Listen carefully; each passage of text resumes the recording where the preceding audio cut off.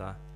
오늘 저희에게 주시는 말씀은 여호수아 14장 6절에서 15절까지 말씀입니다. 6절에서 14절까지는 제가 봉독하고 마지막 15절은 다 함께 읽겠습니다.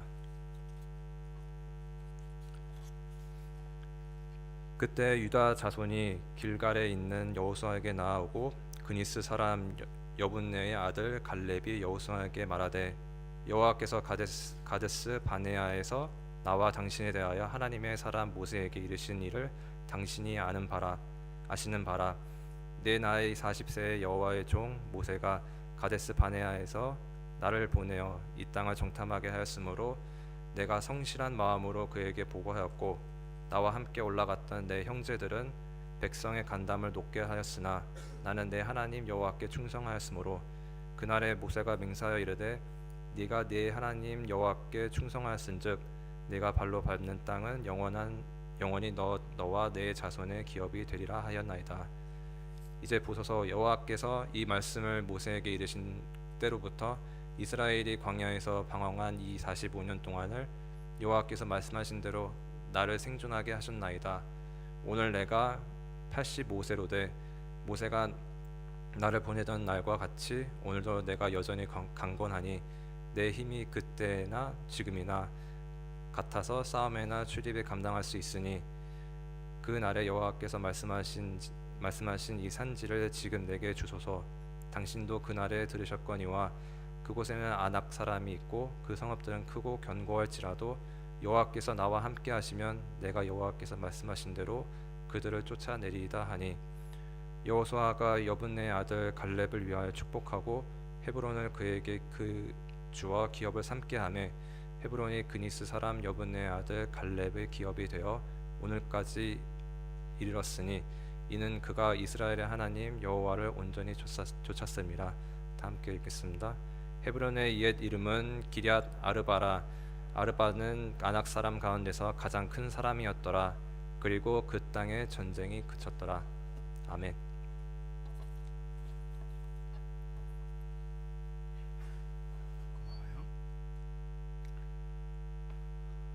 반갑습니다. 좀 인사 좀 합시다. 반갑습니다. 좀 상당히 부담스러운 것 같은데 나는 좋은데, 그죠? 이걸 짝사랑이라 그래요. 네. 한 가지만 부탁할게요. 우리가 거리전도 하고 또 10월 11일 새생명 이렇게 잔치하는데 그 슬로건이 한번 따라서 합시다. 나도 한 사람. 우리 옆에 분에게 축복합시다. 나도 한 사람. 옆에 분한테 엉뚱하게 허공을 보고 이러는데 다시 나도 한 사람. 근데 여러분들이 우리 200명 더 되죠? 한 사람 데리고 오면 여러분 그 친구들만 그 성준 씨 5명 말고 2사람만 모시고 오세요. 네, 했습니다. 우리가 이 땅에 머무는 동안 가장 그 의미 있는 일이라고 하면 사람을 얻는 일이에요.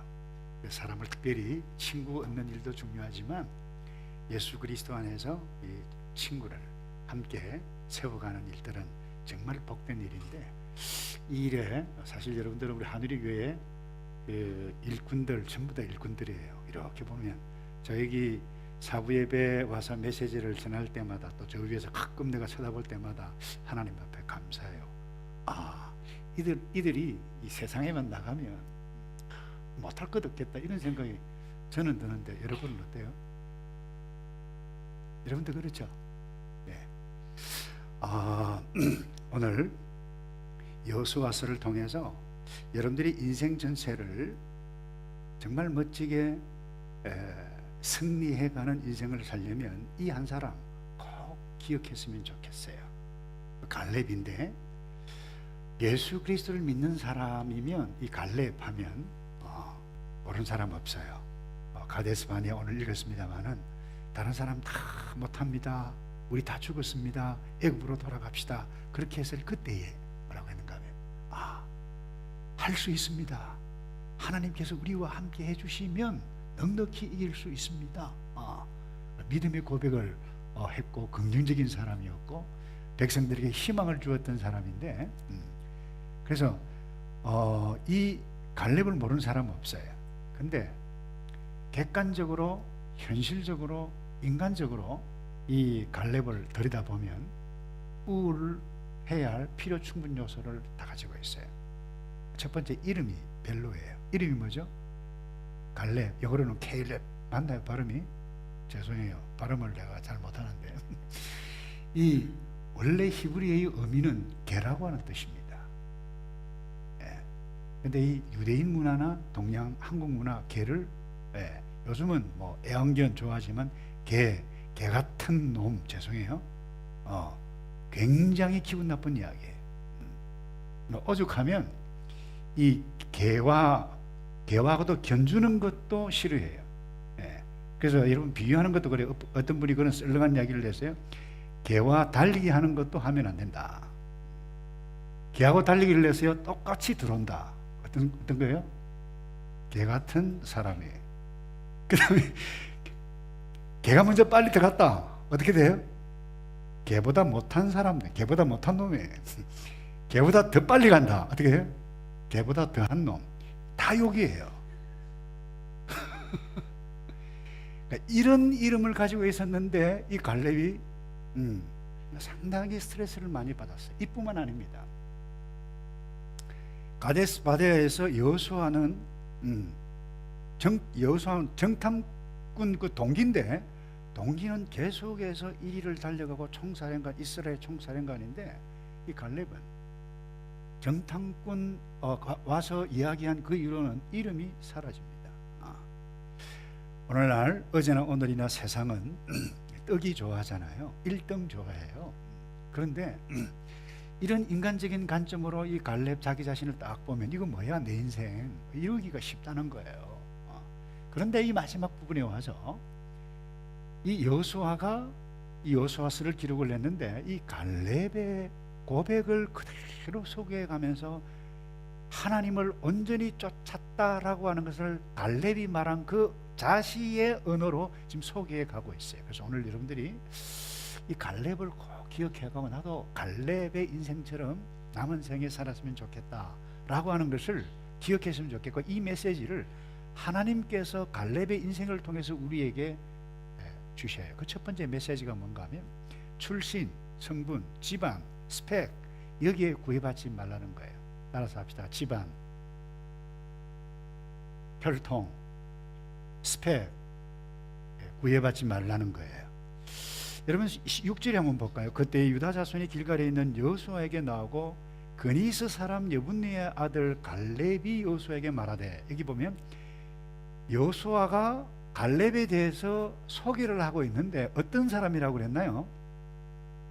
지역이 성경에 나오죠. 어떤 사람이라죠? 어른들은 반응을 안 하더라도 나는 반응을 했으면 좋겠는데 어떤 사람이라고 했어요? 그니스 사람.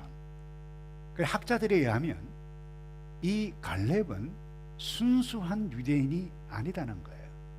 그니스 사람이라는 거예요. 이 그니스라고 하는 사람, 이 족속이 어디에 나타나는가 하면 창세기 15장 18절에 나오는데, 아브라함에게 하나님께서 주실 그 땅을 언급하는데 그 진멸당할 땅 족속 가운데 하나가 그니스 족속이에요. 자 보세요. 그날에 여호와께서 아브라함과 더불어 언약을 세워 이르시되 내가 이 땅을 애굽 강가에서부터 그 큰 유바라데까지 내 자손에게 주노니 곧 겐 족속과 그 다음 어떤 족속이죠? 그니스 족속이 나와요. 그러니까 성경학자들은 에돔의 후손이었다라고 이야기를 하는 거예요. 그런데 어느 순간에 이 이스라엘 약속의 무리와 함께했고 출애굽할 때에 함께해서 가데스 바네아에서 정탐꾼으로 유다 지파 대표로해서 파송을 받았다. 이것은 놀라운 사실이다라고 하는 부분.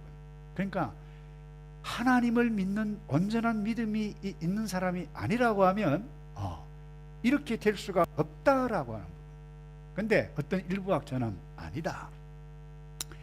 이 갈렙은 순수한 유도 혈통이 아니었다라고 하면 어떻게 두 번씩이나 유대 지파, 그것도 여러분 이 이스라엘 12지파 가운데 유다 지파는 최고의 선호하는 지파 가운데 하나인데 도무지 그럴 수가 없다, 이렇게 이야기를 하는 학자들도 있어요.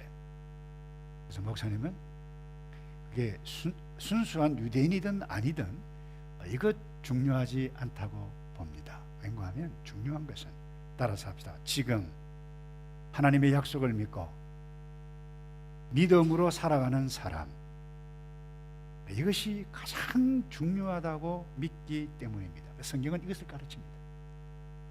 그래서 족보 이야기, 혈통 이야기, 스펙 이야기, 저 집안 대단한 집안이래, 이렇게 이야기하는 것을 썩 성경은 달가워하지 않습니다. 사도 바울이 신약에 있는 그 공동체에게, 교회 공동체에게 쓴 편지 가운데도 이런 것이 있어요. 디모데전서 1장 4절에 신화 끝없는 족보. 끝없는 족보 뭐예요? 나는 누구 집안의 몇 대 손이다, 까불지 마라, 웃기지 마라, 이런 이야기를 하지 말라라고 하는 부분. 왜냐하면 이런 것은 믿음 안에 있는 하나님의 경륜을 이룸보다 도리어 무엇을요?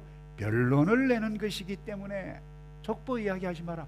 야, 쟤 건드리지 마, 제 아버지 대단한 사람이야, 이렇게 하는 것을 원치 아니하시는 성경의 가르침인 것을 우리가 알 수 있다는 거예요.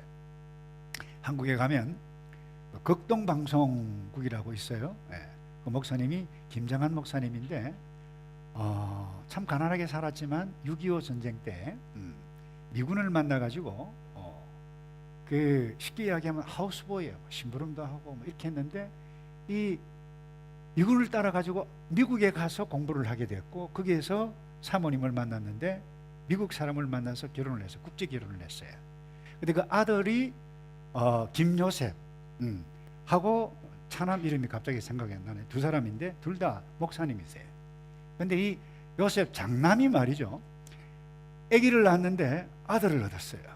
근데 이 김씨 집안의 그 학렬이 그 다음에 이제 순자인데 이름을 뭐라 지을까 생각해가지고 순인데 하나님의 말씀에 순종을 잘하자 이래가지고 이 아들이 순종이라고 이름을 딱 짓고는 어머니에게 연락을 합니다. 어머니, 우리 아들 이름 순종이라고 지었습니다. 이러니까 이 미국 어머니가 한국말도 잘하고 한국 문화에 아주 익숙한 분이에요. 걔가 왜 순종이야? 잡종이지. 굉장히 참 유머스러운 이야기지만 오늘 우리에게 이 말씀을 통해서 중요한 부분을 함께 나누고 갈 수 있습니다. 따라서 합시다. 우리는 제가 자꾸 따라하니까 괜찮습니까, 여러분? 그래요? 안 괜찮아요. 땡큐. 따라서 우리는 순종이 아니다, 잡종이다. 기분 나빠요, 여러분? 목사님도 잡종이에요. 무슨 말인가 하면 타락한 인생은 죄가 우리에게 들어와요. 순수한 사람이, 피가 순수한 사람이 아무도 없어요. 그래, 이런 의미에서 우리 모두는 잡종이에요. 특별히 한국 사람들, 유대인들 족보 굉장히 좋아하거든요. 우리는 단일 민족이다 뭐 이러는데, 여러분 한국 사람 저 좋아해요. 그러나 성경은 한국 사람도 좋아하고, 누구도 좋아한다? 중국 사람도 좋아하고. 여러분이 싫어하는 마오리, 중국, 일본 사람 다 싫어하나요? 그분들 다 좋아한다는 거예요. 그래서 이와 같은, 근데 성경이 말하는 것은 뭘 하는가 하면 이 땅에 태어난 모든 존재는 순수한 사람이 아니라 우리의 피 속에는 타락한 아담의 피가 흐르는 순수한 사람이 아니라고 하는 부분. 근데 이것을 우리는 기억해야 돼요. 그런데 이 땅에 타락한 사람들이 태어난 이 세상에서 살아가는 사람들은 무엇을 중요하게 여기는가 하면 이 집안을 중요하게 여겨요. 그리고 스펙을 중요하게 여겨요. 그래서 이것을 중요하게 여기기 때문에 나보다 더 나은 어떤 스펙을 가지고 있거나 더 나은 그 집안, 그러니까 부친이 부자거나 재벌이거나 잘 나가는 이와 같은 사람들이 있으면 자연스럽게 비교를 해요. 그래서 왜 우리 아빠는, 우리 엄마는 왜 이렇지? 비교 의식을 하다 보니까 기가 죽어요. 그러니까 다른 사람과 비교하다 보니까 기도 죽을 뿐만 아니라 괜히 죄를 지어요. 그 어떤 죄입니까? 왜 하필이면 난 이 집안에 태어났지? 왜 하필이면 나는 이렇지? 엄마 아빠 닮아가지고 키가 이리 작지? 왜 이렇게 나는 이런 모습으로 태어났지? 이러다 보니까 기가 죽어요. 그래서 원망하고 불평하다 보니까 자기의 삶을 스스로 발목을 잡게 되어지는 어리석은 삶의 모습으로 나타나기가 너무나도 쉽다라고 하는 부분입니다. 그래서 이렇게 생각하는 사람이 한두 사람이 아니에요. 얼마나 많은 사람들이 이와 같은 눈에 보이는 세상 사람들이 만들어 놓은 집안, 스펙, 혈통, 사회적인 신분, 능력 이것에 해서 그러다 보니까 저와 여러분들이 자존감을 잃어가는 사람들이 많아요. 열등감에 사로잡힌 사람들이 적지 않아요. 그래서 가장 중요한 것은 갈렙은 순수한 이 이스라엘 백성이 아니었어요. 어떻게 보면 잡종이었어요. 솔직히 성경에 나타난 인물, 기라성 같은 인물, 여러분 순종 거의 없습니다. 아브라함 갈대우르 이 우상을 섬겼던 사람의 후손이에요.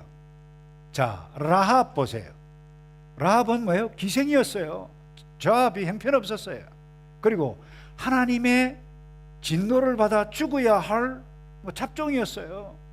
여러분 룻이라고 하는 룻이 어디에 나온 줄 아세요? 룻기에 나오는데 갑자기 제가 이 벽을 보고 설교하는 것 같아가지고 여러분 일어서서 설교 들을까? 저는 일어서서 저 별난 저 선생님을 만나가지고 조는 사람이 있으면 일어서 이래가지고 서서 예배도 드린 적도 있었어요. 여러분 좀 일어설까? 분위기 갑자기 썰렁해진다, 그죠? 여러분 성경을 여러분들이 읽으라 이 말이에요. 성경 읽으면 룻 하면 이리 되는데 룻 누구지? 이러면 곤란하단 말이에요, 그죠? 여러분 룻은 모압 여자, 이방 여자였어요. 그 당시 개취급 당했던 여인이에요. 그런데 집안을 예수 믿는 이스라엘 발론 기련 그 형제 유대인과 결혼을 해서 유대인 시어머니를 만났어요. 다 죽었어요, 남편. 그래서 다시 고향으로 가는 그 무렵에 이 룻이 나는 어머니가 가는 길에 가겠고 어머니가 섬겼던 그 하나님을 내가 섬기기를 원합니다. 믿음을 붙잡고 잡종 인생이었는데 이 믿음 하나님을 섬김으로 인해서 새로운 인생이 펼쳐질 뿐만 아니라 어떤 일들이 일어났나요? 메시아 가문의 이 여성으로 등장이 되어지는 위대한 신앙의 인물로 나타났어요. 우리 모두는 잡종이에요. 그러나 믿음을 붙잡게 되어질 때에 새로운 길이 열리게 되어진다라고 하는 사실을 놓치지 않기를 바랍니다. 갈렙, 그니스 사람, 순수한 유대 백성이 아니었어요. 그러나 그에게 믿음이 있었어요. 어떤 믿음이요? 하나님을 믿는 믿음. 그래서 가데스 바네아에서 이와 같은 일들이 있었어요. 믿음, 원래 순수 혈통에 있었던 이 10명의 정탐꾼은 가나안 땅을 다 정탐하고 난 다음에 아낙 자손이 키가 워낙 크고 성읍이 견고한 것을 다 보고 난 다음에는 우리가 저 백성들과 싸워서는 도무지 게임이 안 되겠다. 우리는 끝났다. 우리는 죽었다. 그리고 한 말이 이거예요. 저 땅은 우리를 사람을 삼키는 악한 땅이라고 그렇게 악평했어요. 그리고는 아닙니다. 돌아가자. 애굽으로 돌아가자.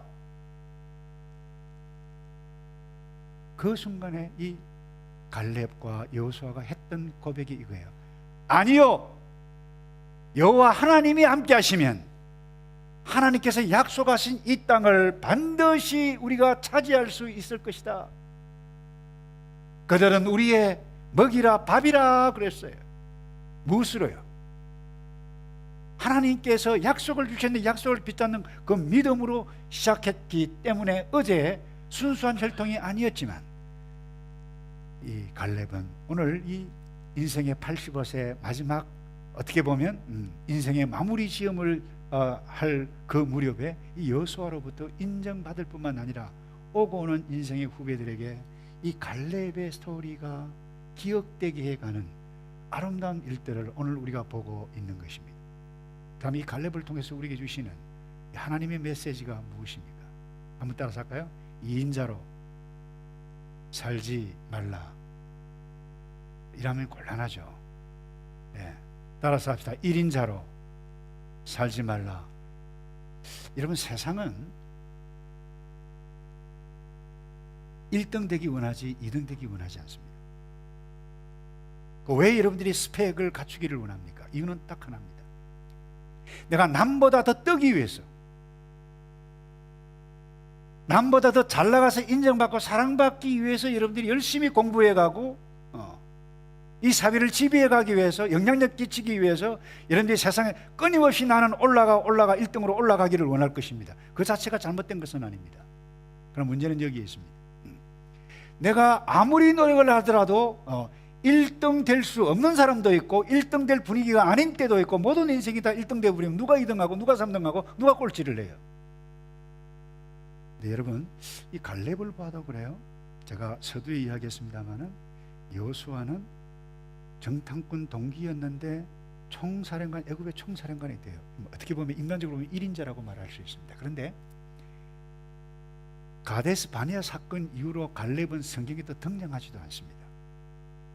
그리고 그때도 등장할 때도 여호수아와 갈렙이지 갈렙 여호수아가 아니에요. 그러니까 이것 보면 인간적으로 굉장히 씁쓸할 뿐만 아니라 내 인생 왜 이렇게 살아가야 하는가라고 시험받을 수도 있고 불만을 품을 수도 있는 필요 충분 조건 다 가지고 있을 수 있습니다. 근데 오늘 성경은 그렇게 말을 하고 있잖아요. 뭐라고 이야기하고 있는가 하면 여호수아가 갈렙의 말을 그대로 빌어서 뭐라고 표현하고 있는가 하면 이렇게 14절에 헤브론이 그니스 사람 여분네의 아들 갈렙의 기업이 되어 오늘까지 이르렀으니 이는 그가 이스라엘 하나님 여호와를 온전히 쫓았습니다. 갈렙은 하나님께서 자기에게 주신 인생을 온전히 쫓았다라고 표현을 해가고 있어요. 여러분, 온전히 쫓았다라고 하는 의미는 무엇입니까? 하나님께서 나에게 주어진 삶의 환경과 길에서 이것이 나를 향하신 하나님의 뜻으로 붙잡고 충성에 달려가는 것, 이것을 온전히 쫓았더라라고 표현을 해가고 있어요. 그리고 또 하나, 하나님께서 형편의 시대 때마다 주셨던 그 임무를 성실하게 행한 그것을 두고 뭐라고 이야기하는가 하면 충성이라 그래요. 그래서 가데스 바네아에서 너 정탐꾼 정탐 잘 하라고 했을 때에 정탐을 제대로 하고 난 다음에 뭐라고 이야기를 하고 있는가 하면, 자, 여호수아 14장 7절에 보면 이런 말씀이에요. 내 나이 40세에 여호와의 종 모세가 가데스 바네아에서 나를 보내어 이 땅을 정탐하게 하였으므로 내가 어떤 마음으로요? 성실한 마음으로 그에게 보고하였고, 그리고는 이어서 8절에 이야기합니다. 나는 나의 하나님께, 내 하나님 여호와께 충성하였으므로 8절에 그렇게 이야기를 하고 있어요. 여러분, 충성이 무엇입니까? 성실이 무엇입니까? 온전하게 산다라고 하는 그 의미가 무엇입니까? 현재 지금 나에게 하나님께서 주신 잡이, 현재 나에게 주신 형편에 하나님, 갈렙은 갈렙으로 부르셨고 여호수아는 여호수아로 불렀는데, 이 갈렙 어떻게 보면 2인자의 삶을 살게 해갔던 그 걸음을 나는 충실하게 쫓아갔다라고 하는 그 의미가 오늘 온전히 쫓는다라고 하는 의미라고 하는 부분이에요.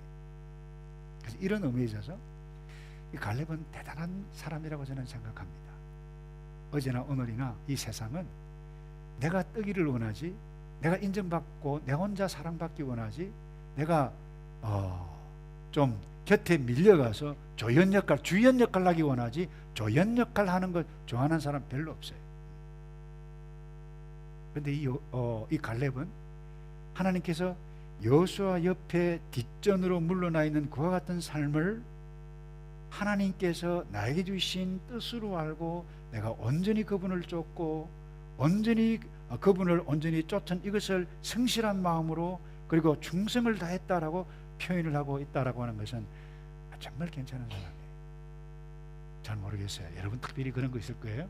여러분 부서 활동을 하면서도 여러분들이 앞서서 나가서 좀 폼 잡기를 원하지, 여러분 앉아서 박수 받기를 원하지, 박수 치기를 좋아하는 사람 있나요? 잘 없어요. 그게 세상이에요. 근데 성경은 이렇게 이야기하고 있습니다. 세상, 그 말은 세속적이다 이 말입니다.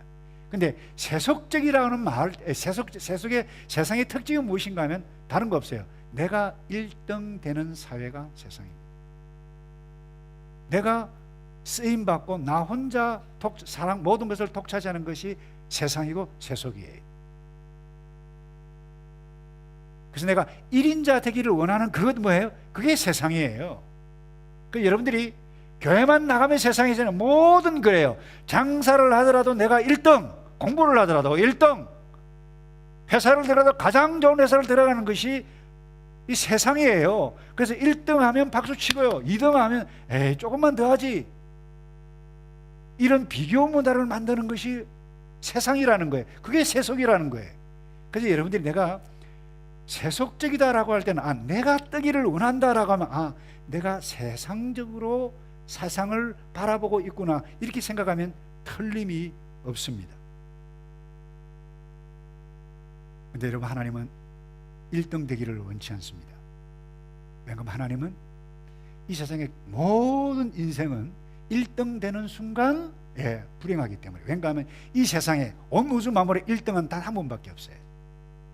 이 세상의 1인자는, 따라서 합시다, 창조주 하나님, 이 세상의 1인자고 이 세상의 모든 것을 통치하시고 영광을 받고 박수 받기를 원하시는 분은 하나님이고, 모든 인생은 2인자, 조연, 그 다음에 2등, 3등 되었지만은 그 위치에서 하나님을 박수치는 것이 성경적인 삶이지, 1인자가 되어진다, 그때부터 여러분들의 인생이 반드시 불행해집니다.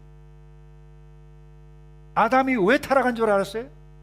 하와가, 마귀가 너 이것을, 이 선악을 알게 하는 나무를 먹으면 하나님처럼 돼, 이 말은 무슨 말입니까? 너 이거 먹으면 지혜가 좋아져서 하나님처럼 똑같이 된다, 1인자가 된다, 너 마음대로 된다, 이거 딱 클릭해서 죄를 지고 말았어요.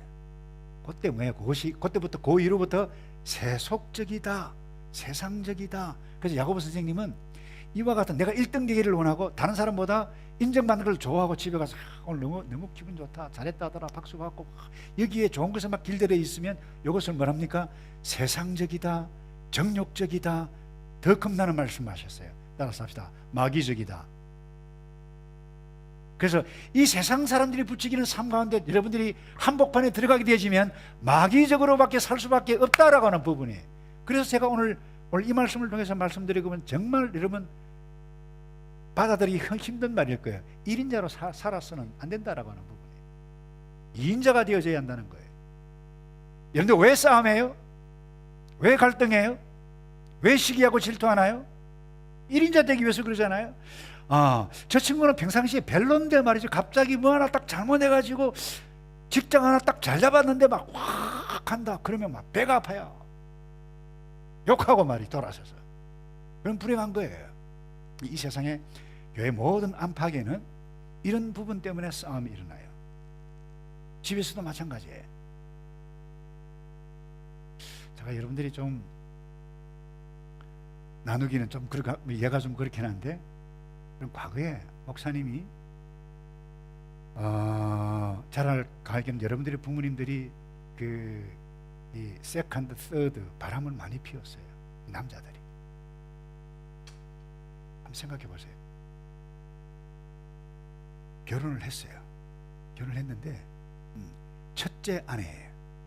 첫째 아내인데, 첫째 아내 있는데도 말이죠, 첩이라고 해요. 세컨드 와이프를 얻어요. 이혼도 안 하고. 근데 주로 놀기는 이 첩과 놀고, 중요한 때는 뭐 항상 어디로 갑니까? 원래 아내한테로 가는 거예요. 정리도 안 하고. 근데 제가 어떤 분이 그런 글을 적었어요. 첩의 위치를 한번 생각해 보았냐. 그래요. 여러분, 사랑을 받고 있지만 이 첩은 말이죠, 항상 내가 어떻게 저렇게 원래 퍼스트 아내가 되었으면 얼마나 좋았겠는가. 이와 같은 생각을 하는 사람이 첩이에요. 세컨드예요. 사랑을 받지 마. 사랑을 받고 있으면서도 뭐예요? 나는 사랑을 받으려고 그래요. 얼마나 비참합니까? 얼마나 불행해요. 근데 여러분들이 하나님께서 여러분들을 모든 1대1로 다 사랑하시고 다 사랑하시는데 나는 하나님께로부터 사랑을 받고 있지 못해, 이런 첩이 생각하는 사랑의 굶주림으로 살아가고 있다라고 하면 그 얼마나 비참한 인생이에요. 그러니 불행한 거예요. 그리 막 욕을 내요. 비난을 내요. 그게 뭡니까? 지옥입니다. 딴 거 없어요. 모든 것은 나를 통해서 가야 된다. 교회 내에서 이와 같은 일들이 많이 일어났어요. 여러분, 요한 3서에 보면 사도 요한이 기록한 가운데 한 인물을 소개해 가고 있습니다. 그 인물이 뭔가 하면 디오드레베라고 하는 사람인데 아마 교회 내에 굉장히 중심적인 인물 가운데 한 사람이었어요. 근데 사도 요한이 오거나 누가 다른 전도자가 오거나 그러면 모든 것을 자기를 통해서 무엇을 해야 되는데 자기를 통해서 아니고 다이렉트로 누구 성도들하고 하면 이게 막 조미수시고 막 욕을 하고 막 가만히 있지 못하는 거예요. 그래서 사도 요한이 오죽하면 그렇게 편지를 썼을까요? 이런 편지를 썼어요. 뭐라고 썼는가 하면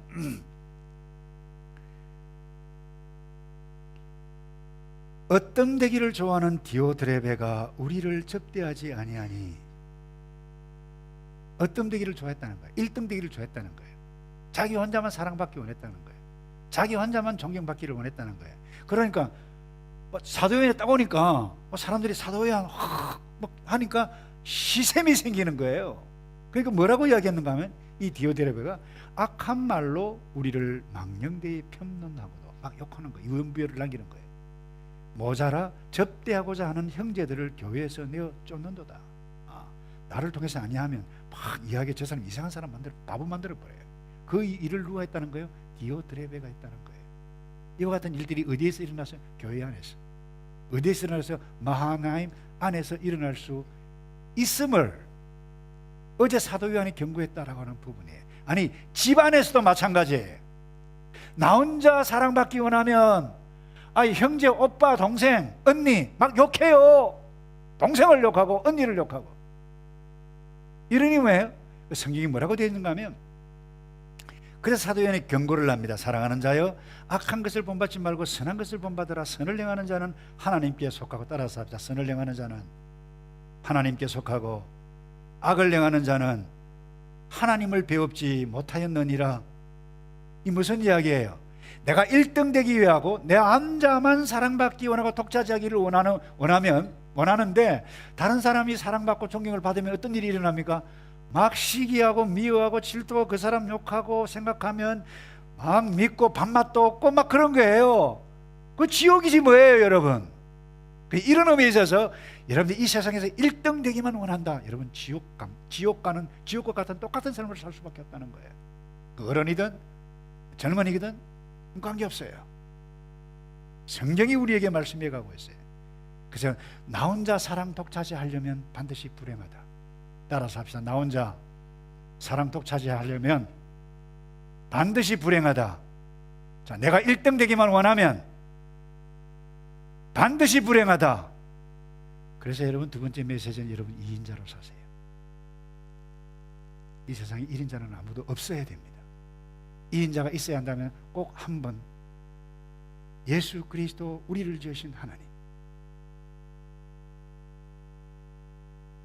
이것을 놓쳐버리면 곤란해요. 하나만 더 이야기하고 다음 대지로 넘어가겠는데, 여러분, 예수님보다 6개월 먼저 오신 세례 요한, 요단강에서 세례를 베풀고 회개의 메시지를 전파했을 때, 지금까지 들어본 이 랍비 선생님의 말씀과 차원이 다르다. 이는 분명히 그분일 가능성이 대단히 많다. 그래서 이 백성들이 가서 이 세례 요한에게 그렇게 물었어요. 당신이 오실 그이니까? 라고 했을 때에 이 세례 요한이 한 말이 이 말입니다. 아니다. 내 뒤에 오실 일은 따로 있다. 나는 그분의 신발끈 풀기도 감당할 수 없는 하찮은 존재다. 나는 광야에서 외치는 소리다. 한번 예수님 오신다 한번 지르고 떠나가는 소리라는 거예요. 뭐예요? 나 2인자야. 나 1인자가 될 수 없어. 엄청난 확성기를 놓고 말하는 듯한 그런 메시지 아니에요? 인간적으로요. 그 본문도 요한복음도 쭉 보면서 이 세례요한 인간적으로 참 섭섭했겠다. 왜냐하면요, 예수님이 이제 공생에 딱 될 때에 사역을 하실 때 이 지금까지 세례요한 안드레도 원래는 세례요한 제자였어요. 근데 전부 다 예수님과 다 가요. 그 얼마나 섭섭했을까요? 그때 하신 말이 세례요한이, 그는 흥하여야 하겠고 그분은 1등이어야 하겠고 나는 2등이 아니라 3등이 아니라 꼴찌가 되어도 좋다. 여러분, 이러기가 쉬워요? 여러분, 꼴찌 되기 좋아하는 사람 있나요? 근데 성령의 가르침은 우리에게 이런 가르침을 준다는 거예요. 내가 하나님께 주신 은사가 이것이라고 하면 이것에 감사하고 여기에 집중하면 그것이 온전이고 성실이고 충성이고 대초케이, 그게 인생 승리하는 것이라는 거예요. 그런데 음악 잘하는 사람은 나는 음악도 잘하고 싶고 과학도 잘하면 과학도 잘하고 싶고 막 모든 것 다 하고 싶어가지고 이걸 뭐냐, 용심이라 그래요. 시기, 이 지일을 시하는 거예요. 그럼 그 인생 행복하겠어요, 여러분? 결코 행복할 수 없어요. 근데 여러분들이 어떤 탑 위치에 딱 섰다, 하나님께서 주신 선물이기 때문에 다른 사람과 함께 나누어 가는 거예요. 이게 뭐예요? 인생 바로 사는 거예요. 그래서 여러분, 1등 되지 못했다고 해서 여러분을 스스로 자존감을 낮게 두는 것은 하나님의 뜻을 오해한 것입니다. 마지막으로요, 여러분 평생 동안 하나님께 주신 비전을 포기하지 말고 비전을 품고 그 비전을 구체화시켜 가는 어제의 갈렙을 보면서 여러분이 그렇게 되기를 바라는데요. 여러분, 이 갈렙이 나이가 85세라 그랬어요. 85세. 사실 나이가 50대 중반반 딱 넘으면요, 벌써 체력도 떨어지고 그리고 생각도 주로 자기중심적으로 생각해요. 50대 후반. 근데 50대 후반 그렇게 생각하고 여러분들은 그렇게 생각 안 하시죠? 착각하지 마요. 여러분도 똑같아요. 다 타락한 사람은 누구 생각한다? 자기 생각한다. 자기 할 말만 한다. 근데 젊었을 때 다른 사람 말을 듣기는 들어요. 근데 나이가 들면요, 다른 사람 말도 안 들어요. 자기가 하고 싶은 말만 딱 하고 그냥 가버립니다. 나이가 들면 그렇거든요. 그리고 또 하나, 새로운 것을 새롭게 시작하는 진취력이 거의 없습니다. 근데 이 갈렙은 요즘 말로 하면 할배예요. 할아버지 갈렙은 내 나이가 85세로 돼. 그날에 하나님께, 여호와께서 나에게 말씀하신 이 산지를 내게 달라고. 자, 여러분, 이 할아버지가 이 말씀하신 그 산지가 헤브론 산지인데 거기는 아낙 자손이 살고 있었어요. 산지입니다. 극복하기 전쟁치기 어려운 것인데 그것을 달라고 하는데 이것이 뭡니까? 갈렙이 가데스 바네아 이후부터 생각했던 약속의 땅을 받았는데 구체적으로 그 약속이 이미 들어왔어요. 그 약속의 땅을 구체적으로 헤브론이라고 하는 그 땅을 점 찍었다는 거예요. 그 점 찍은 것은 누가 찍었나요?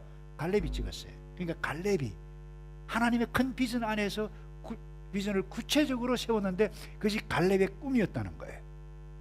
할아버지가 놀란 거예요.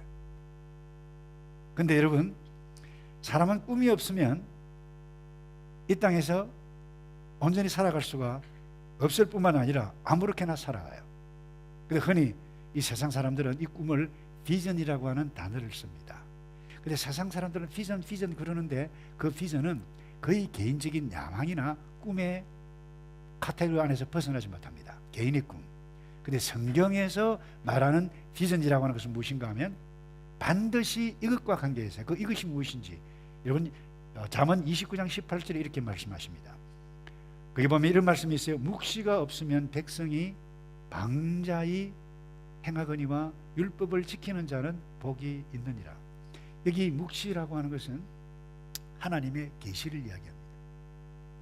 리빙 바이블을 보면 이 묵시를 뭐라고 표현하고 있는가 하면 비전이다, 그렇게 표현하고 있어요.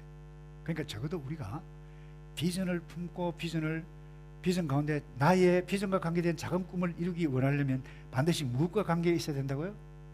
하나님의 말씀과 관계에 있어야 된다는 거예요.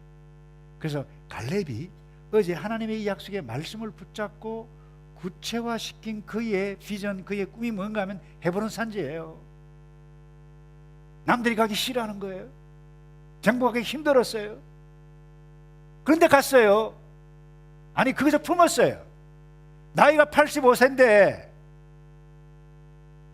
그래서 우리는 이 갈렙을 믿음의 사람이라고 해요. 비전의 사람이라고 해요. 이 땅에 꿈이 없는 사람은 아무도 없을 것입니다. 비전이 없는 사람은 아무도 없을 것입니다. 근데 여러분, 비전, 꿈이 있다고 해서 모든 사람이 그 꿈을 이루는 것은 아닙니다. 엄밀히 이야기하면 12명의 정탐꾼, 하나님의 비전을, 약속의 말씀을 다 받고 정탐하러 갔습니다. 근데 10명은 도무지 우리가 감당할 수 없습니다, 다시 애굽으로 돌아갑시다 라고 그렇게 말을 했어요. 비전을 잃어버렸어요. 꿈을 잃어버렸어요. 그 잃어버린 이유가 무엇입니까? 이유는 딱 하나입니다. 가보니까 또 뭐 게임이 안 될 것 같아요. 아낙 자손 키도 크고 성읍도, 다시 말해 장비, 군사력 모든 것이, 머리도 좋고 게임이 안 돼요. 비교해 보니까 도무지 감당할 수 없을 것 같아요. 그래서 그때서 이들이 고백했던 말이 거예요.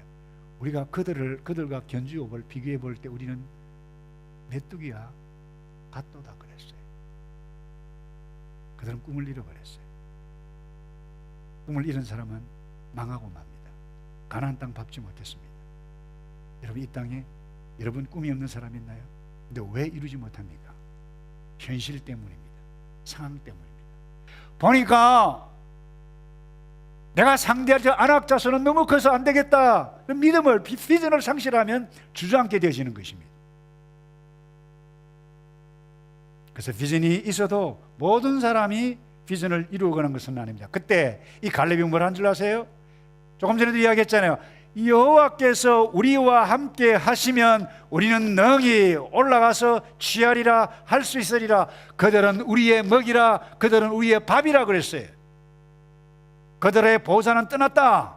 여호와는 우리와 함께 계시느니라. 여러분, 예수님 믿습니까? 여러분, 하나님 믿으세요? 그러면 하나님이 여러분을 이 땅에 보내주신 줄로 믿고, 하나님의 사랑과 하나님께서 여러분들을 가장 귀히 여기는 하나님의 비전, 하나님의 뜻이 저와 여러분 각자에게 다 있다라고 하는 사실을 놓으면 큰일 나요. 제가 묻고 말씀을 이제 정리합니다. 저를 좀 보세요. 안 써도 돼요. 여러분의 꿈이 뭐죠? 여러분의 남은 삶을 통해서 이루어가기를 원하는 것이 무엇입니까? 저는 개인의 야망을 이야기하는 것이 아니에요. 꿈이 무엇입니까? 그 꿈은 반드시 하나님의 약속의 말씀과 관계에 있어야 된다고 그랬어요. 하나님의 말씀에 관계에 있으면 그것을 내가 현실적으로 구체화 인 디테일하게 만드는 그 작업들은 여러분들이 선택해야 가는 거예요. 이미 하나님께서 큰 약속 비전을 이스라엘 백성들에게 다 주었는데 갈렙은 그 비전을 구체적으로 헤브론 산지 딱 찍었어요. 그게 뭐예요? 갈렙이 할 일이에요. 여러분들이 할 일이 뭐예요? 여러분들이 품어야 할 비전, 꿈이 뭐예요? 꿈이 있습니까, 여러분? 그 비전은 무엇입니까? 크게 제가 아주 심플리파이 할게요. 하나님의 뜻이, 오늘 여러분들을 성도로 부르셨고 교회로 부르신 하나님의 아주 단순한 뜻은 딱 하나입니다. 모든 족속으로 가서 제자를 삼으라. 이 Great Commission이에요. 이것 위해서 성령 주셨어요. 이것 주셔서 지금 우리와 함께 계시는 그 하나님께 예배드리고 있잖아요. 그것을 위해서 여러분들이 무엇을 하시겠어요? 제자를 삼기 위해서, 사람을 얻기 위해서. 음악하는 자이면 음악을 통해서, 어떤 사람은 안과 의사를 통해서 하나님의 나라를 이루어갈 수 있어요. 근데 안과 의사가 되어졌는데 어떻게 하면 내가 사람을 얻을까? 미국 사람인데요, 예수를 믿고 이 비전을 발견했어요. 사람 만날 시간이 별로 없어요. 그러면 어떻게 내가 이 사람을 얻을까 해가지고 이 안과 보면 이거 뭐죠 이거? 시력 검사잖아요. 시력 검사할 때 뭐 A 크게 쓰고 뭐 B, C 그렇잖아요. 그걸 대신에 G, O, D, God is love, God loves you 이걸 만들어가지고 그걸 이렇게 했다는 거예요. 그 왜요? 고민이기 때문에.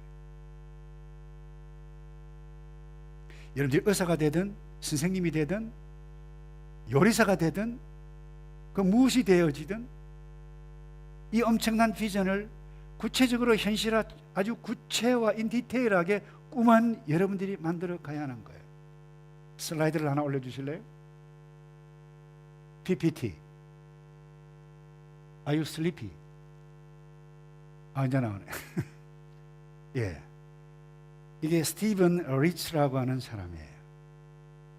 자, 설교를 다 준비했는데 이 기사를 발견하고 정확하게 이야기하면 제 아내가 이야기하길래 어디냐 보니까 제가 어저께 제가 발견한 부분인데 이분이 임시교사로 채용이 된 사람이에요. 원래는 농구선수가 되기를 원했습니다.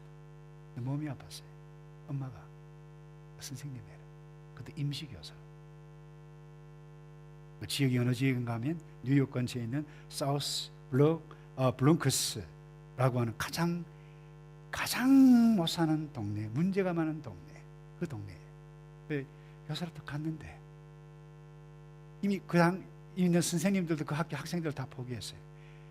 입학하는 학생들 가운데 15%가 졸업해요. 나머지는 뭐예요? 인생 포기하면서 살아가는 거예요.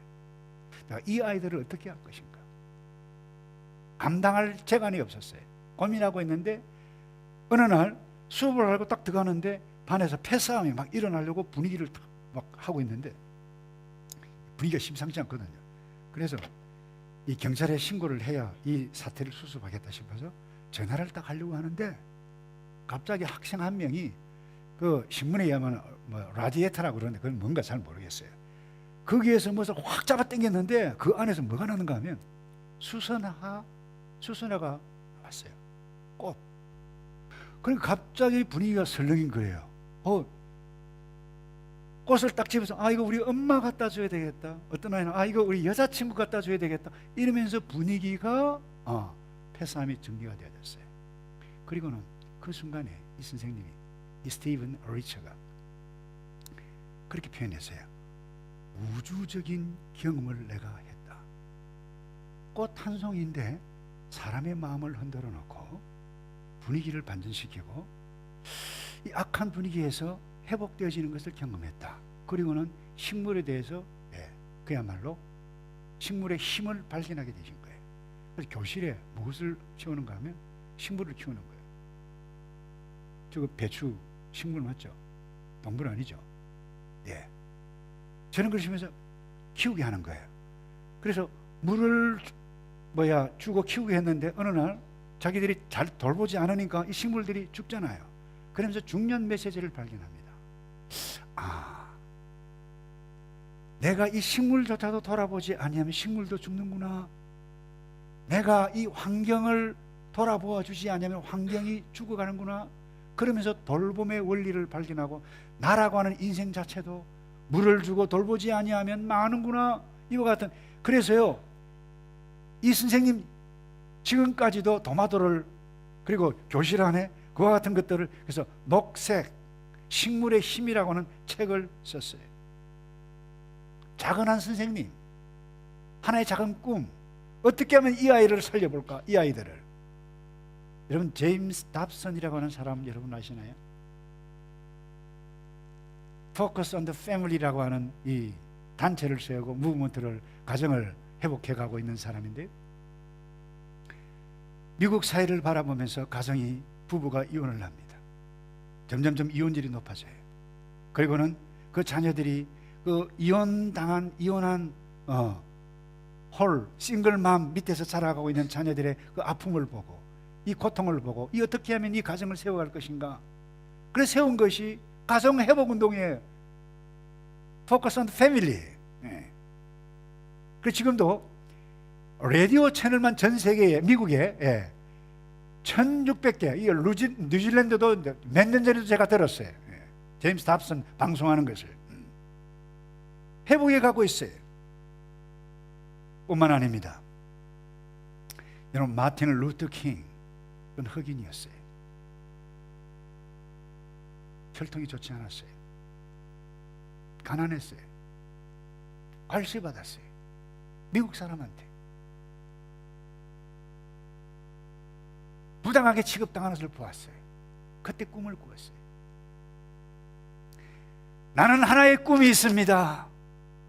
나의 후손은 얼굴 피부 색깔 때문에 평가받는 사회가 아니라 인격으로 평가받는 그 사회가 그 날이 오기를 꿈을 꿉니다. I have a dream. 그는 죽었어요. 그 꿈이 이루어졌어요. 동영상 이번 이 마틴 루터 주니어 킹 이 동영상을 보면서 제가 메시지 마무리하도록 하겠습니다. 동영상을 좀 틀어주실래요?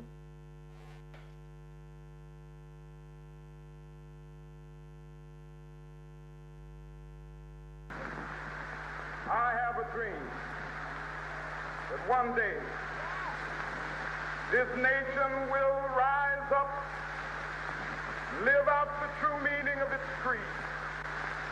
We hold these truths to be self-evident, that all men are created equal. I have a dream that one day on the red hills of Georgia, sons of former slaves and the sons of former slave owners will they be able to sit down together at the table of brotherhood. I have a dream that one day even the state of Mississippi, a state sweltering with the heat of injustice, sweltering with the heat of oppression, be transformed into an oasis of freedom and justice. I have a dream that my 4 little children will one day live in a nation where they will not be judged by the color of their skin, but by the content of their character. I have a dream today.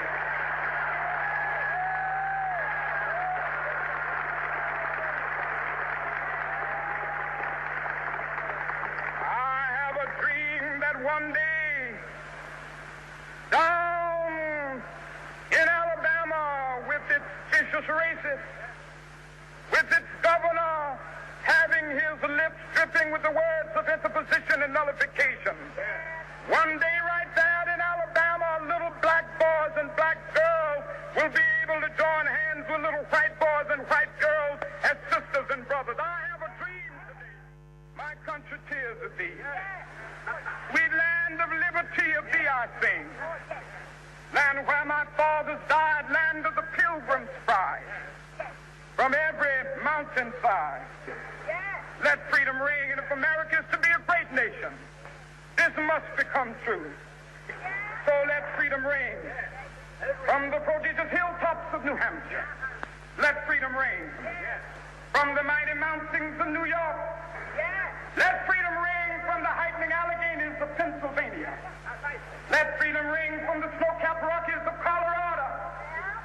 Let freedom ring from the curvaceous slopes of California. But not only that, let freedom ring from Stone Mountain of Georgia. Let freedom ring from Lookout Mountain of Tennessee. Let freedom ring from every hill and molehill of Mississippi, from every mountainside. Let freedom ring, and when this happens,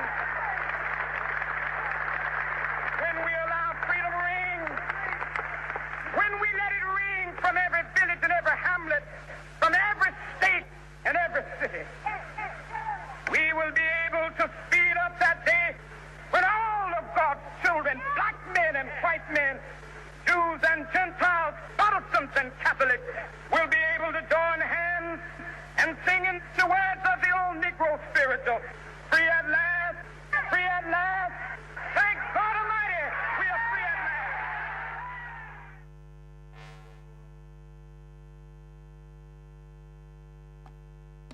여러분이 꿈을 꾸어야만 합니다. 마틴 주니어 킹 총에 맞아 죽었어요. 그러나 그의 꿈은 이루어지고 말았어요. 예수님은 꿈의 사람이었어요. 이 땅에 오셨어요. 물고기 잡는 베드로에게 너는 장차 사람을 낚는 어부가 되리라. 하나님 여러분 부르세요. 제발 좀 꿈을 꿔라. 정치, 경제, 하나님의 백성으로 꾸어야 할 꿈을 꾸라고 말씀하고 있어요. 여러분 꿈이 있습니까? 여러분 뉴질랜드를 보세요. 오클랜드를 보세요. 여러분의 앞으로 남은 미래를 보세요. 무엇을 위해서 여러분 사시겠습니까? 내가 1등 해야 돼? 아니요.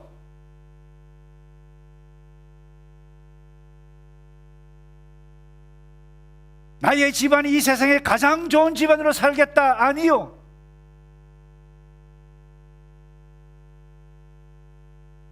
사람을 세우고 예수 그리스도 안에서 사람을 친구를 세우고 그로 말미암아 서로 사랑을 나누어가고 하나님을 나누어가고 그분께 예배가는 모든 인생의 2인자로 하나님께 의존적인 존재로 살아갈 때 여러분 우리는 영원히